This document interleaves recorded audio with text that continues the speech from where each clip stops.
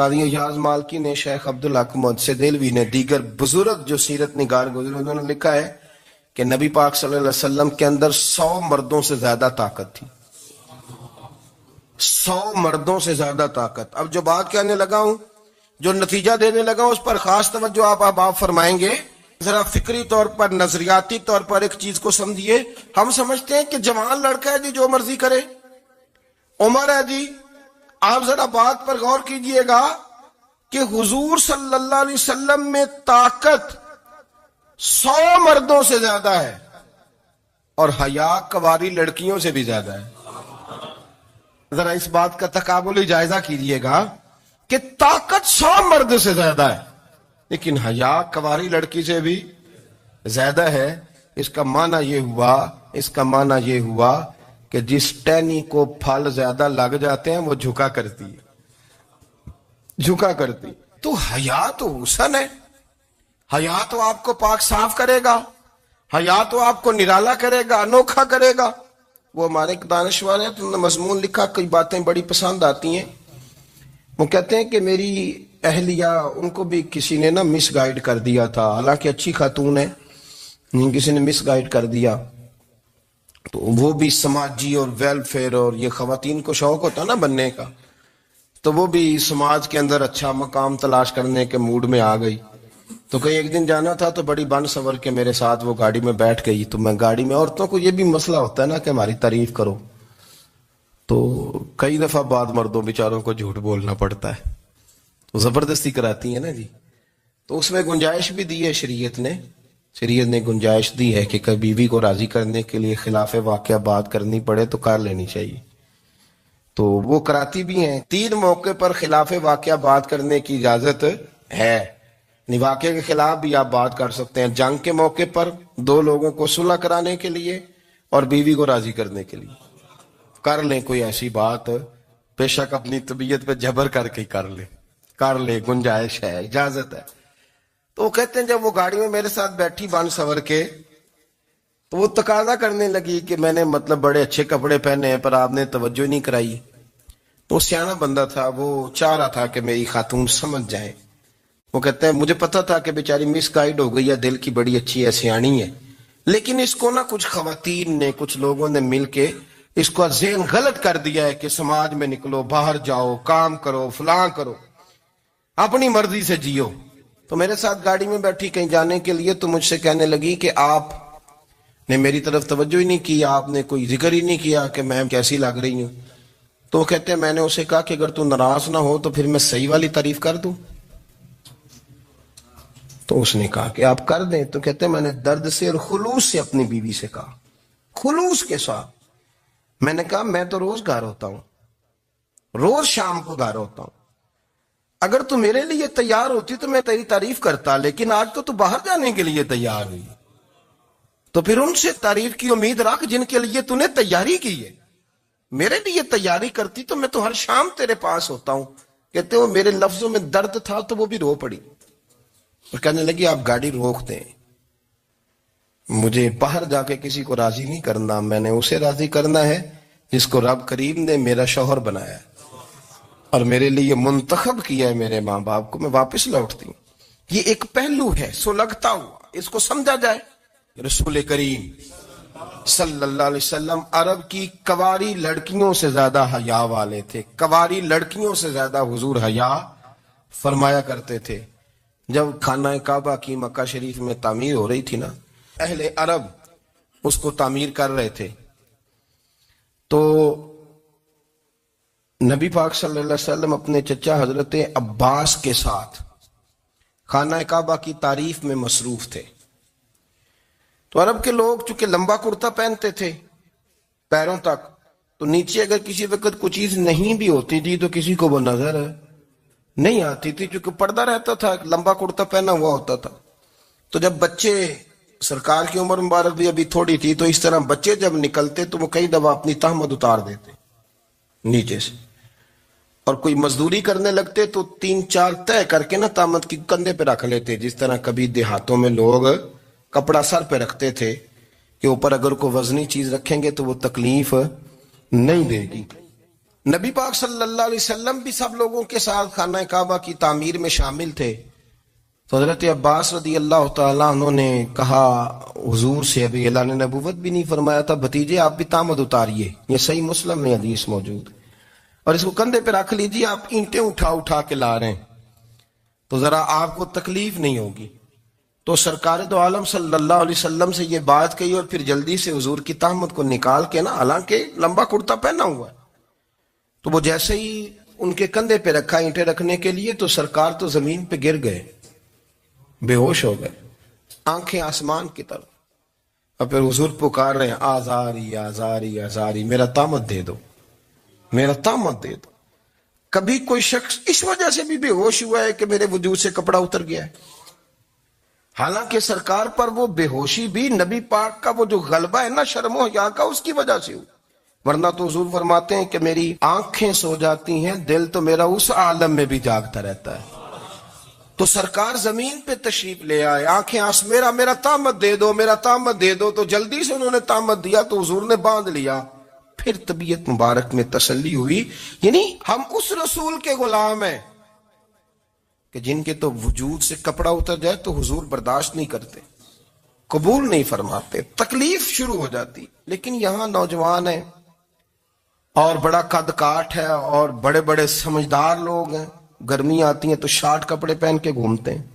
ان کو خیال نہیں کہ یہ وہ والا لباس ہے جو باہر تو کیا گھر میں اماں کے سامنے نہیں پہننا چاہیے، بہنوں اور بیٹیوں کے سامنے نہیں پہننا چاہیے. آپ کی گفتگو میں شرم و حیا ہو، آپ کے لب و لہجے کے اندر حسن ہو. آپ کو پتہ ہے نبی پاک صلی اللہ علیہ وسلم نے فرمایا میری امت میں سب سے زیادہ حیا کرنے والے عثمان غنی ہیں. عثمان غنی سب سے زیادہ حیا کرنے والے.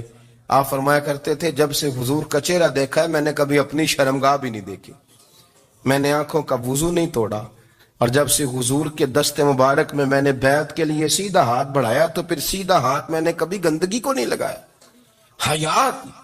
آپ باتھ روم کے اندر بھی غسل فرماتے تھے تو کپڑوں سمیت کرتے تھے. کسی نے کہا حضرت جی واش روم کے اندر کیوں نہیں کپڑے اتارتے؟ آپ فرمانے لگے باہر بندوں سے حیا کرتا ہوں، اندر جاتا ہوں تو رب سے حیا آنی شروع ہو جائے، وہ تو دیکھ رہا ہے نا. تو میں جو بات آپ کی خدمت میں عرض کرنا چاہتا ہوں اس کو آپ سمجھیے گا میرے عزیز، کہ شرم والا مزاج، گفتگو بھی شرم والی، آنکھیں بھی شرم والی، لباس بھی شرم والا، دوستی یاری بھی شرم والی، بہت ساری ایسی باتیں. دیکھیں نا آپ ذرا، میں نے کہا کہ باتوں کو سن کے گزر نہ جایا کریں، اس کی گہرائی پر غور کریں. حضور علم کا سمندر ہے، سرکار سے زیادہ علم دنیا میں کسی کے پاس موجود نہیں ہے، اور صحابہ کو موقع ملا ہوا ہے اس سمندر سے فیض لینے کا. لیکن ان کی حالت یہ ہے کہ حضرت علی المرتضیٰ فرماتے ہیں 14 دن گزر جاتے، حضور سے کوئی سوال پوچھنا ہوتا تھا پر میں شرم کے بارے نہیں پوچھ پاتا تھا. 14 دن بخاری شریف میں موجود ہے.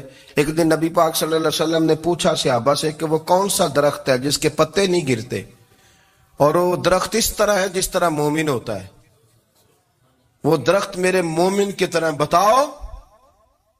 حضرت عبداللہ ابن عمر فرماتے مجھے پتا تھا کہ وہ کھجور کا درخت ہے، لیکن چونکہ ابو بکر صدیق بھی بیٹھے ہیں، عمر فاروق بھی بیٹھے ہیں، مولا علی بھی بیٹھے ہیں، عثمان غنی بھی بیٹھے ہیں، اتنے جید لوگ بیٹھے ہیں، تو مجھے حیا آتی تھی کہ میں کیوں جواب دوں.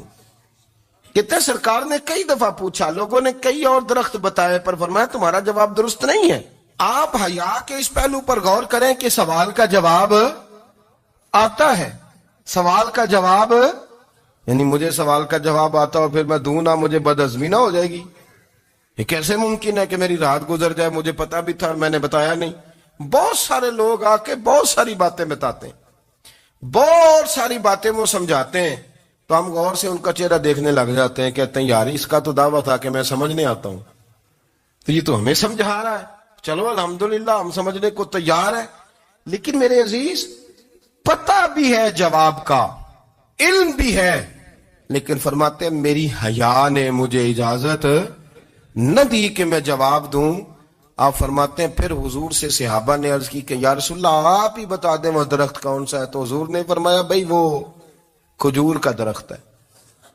تو آپ فرماتے ہیں میں دل ہی دل میں کہہ رہا تھا کہ الحمدللہ میرا جواب درست ہے. حالانکہ میں نے جواب دیا ہی نہیں. تو لفظوں میں حیا، جملوں میں حیا، آنکھوں میں حیا، اٹھنے میں حیا، بیٹھنے میں حیا، چلنے میں حیا ایک خوبصورت حسن ہے. اور نبی پاک صلی اللہ علیہ وسلم نے فرمایا جب تو بے حیا ہو جائے نا پھر تو آزاد ہے، پھر تو جو مرضی کا، پھر تو جو. اس لیے بزرگ جب کسی کو بے حیا کہتے تھے نا، اللہ اکبر، اور جب کسی کو کہتے تھے نا یہ بے حیا ہے تو لوگ سمجھتے تھے کہ کوئی ہلکی سی بات کر دی، لیکن ان کا معنی یہ ہوتا تھا کہ بس بھائی اب اس کے ساتھ کوئی کلام کرنے کی ضرورت ہے، اس کو اب اصلاح کی ضرورت نہیں، یہ بے حیا ہے. کیا معنی؟ کہ اب یہ جو اس کے دل میں آئے گا وہ کرے گا، جو اس کی طبیعت چاہے گی وہ کرے گا، اب یہ کسی پہلو بھی قابو آنے کو تیار ہے، بے حیا ہو گیا. بے حیائی بہت بڑا عیب ہے. اور جو لوگ کہتے ہیں کہ ہمیں بالکل آزادی ہونی چاہیے، ہمارا اپنا جسم ہے تو ہماری اپنی مرضی چلے گی.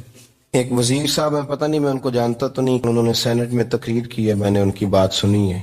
اس نے کہا نہیں نہیں بھائی، جسم رب کا ہے تو مرضی بھی تو رب کریم کی چلے گی، اور مرضی بھی یہ مرضی بھی اللہ کی. یہ مجھے تھوڑا سا مسئلہ ہے جسم پر، کبھی کبھی مجھے کثرت سفر سے الرجی ہو جاتی ہے.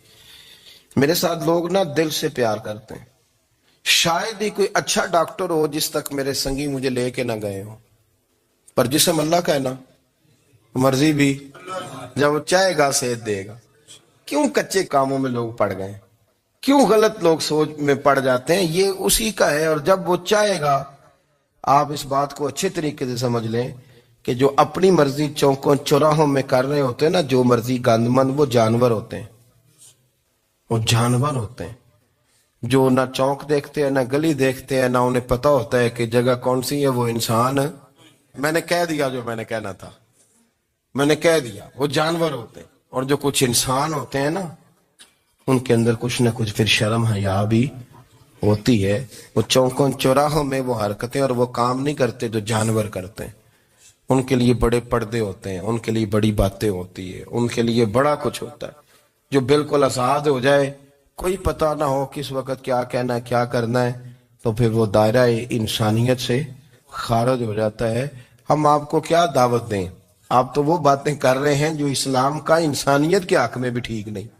آپ تو وہ والی باتیں کر رہے ہیں جن کا انسانیت بھی تقاضا نہیں کرتی کہ یہ باتیں ہونی چاہیے. لیکن ایک بات، میں تو جذباتی نہیں ہوتا، میں بڑے غور سے چیزوں کو دیکھتا ہوں، سنتا ہوں.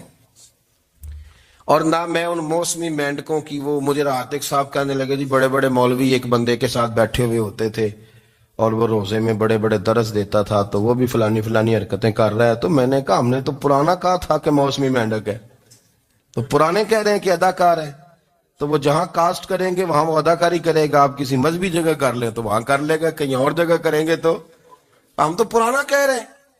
تو کسی کو کبھی سمجھ آتی ہے تو کسی کو کبھی اور جگہ جا کے سمجھ آتی ہے. ہم ان لوگوں سے پریشان نہیں ہوتے. کیوں؟ سن لیں، کوئی مایوسی نہیں. ان کے اندر جتنا زور ہے وہ لگائیں. یہ ملک بنا ہے رسول اللہ کے نام پہ، یہ اللہ نے تحفہ دیا ہے امت مسلمہ کو، یہ نبی پاک کے نام پہ بنا ہے. تو یہاں جھنڈا بھی وہی والا بلند ہونا ہے جو مدینے والے رسول کا جھنڈا ہے، اور یہاں وہی کام چلے گا جو نبی پاک نے بیان فرمایا. تو اس طرح کئی لوگ آتے ہیں، وہ شور شار کرتے ہیں، چلے جاتے ہیں. اتنے نہ پریشان ہوا کریں. بہت سارے لوگ تو بیچارے اس قابل بھی نہیں ہے کہ ان کا نام لیا جائے. مطلب اتنا ہم ان کو اہمیت دے دیں، ان کا ذکر کریں، ان کا نام لیں، ان کی بات کریں، وہ بیچارے اس قابل ہی نہیں ہے. مطلب سٹیٹس ہی نہیں ہے ہمارا. اتنے فارغ ہیں ہم کہ اب جو بندہ آئے گا کہانی چھیڑے گا تو ہم چھیڑ جائیں گے. اور بھائی اللہ کا فضل ہے الحمدللہ تعالی، لوگوں نے بڑا شور کیا اور بڑے زمانے سے دنیا شور کر رہی ہے، پر اللہ کے گھر مسجدیں بھری ہوئی ہیں. یہ جو بچیوں کو بچے مس گائیڈ کرتے ہیں، انہیں بڑے بڑے خواب دکھاتے ہیں، وہ بیچاری ماں باپ کو چھوڑ کے، بہن بھائی کو چھوڑ کے اس کے ساتھ شادی کرتی ہے. پھر جو اس کا بعد میں حشر ہوتا ہے، آپ ادلیاں نو سردار پہن تکے تے شرما والیاں نو جھوٹے ڈولیاں دے. پھر وہ بیچاری ماں باپ رکھتے نہیں، وہ ظلم کرتا ہے تو کتنی بڑی تکلیف میں وہ بچی آ جاتی.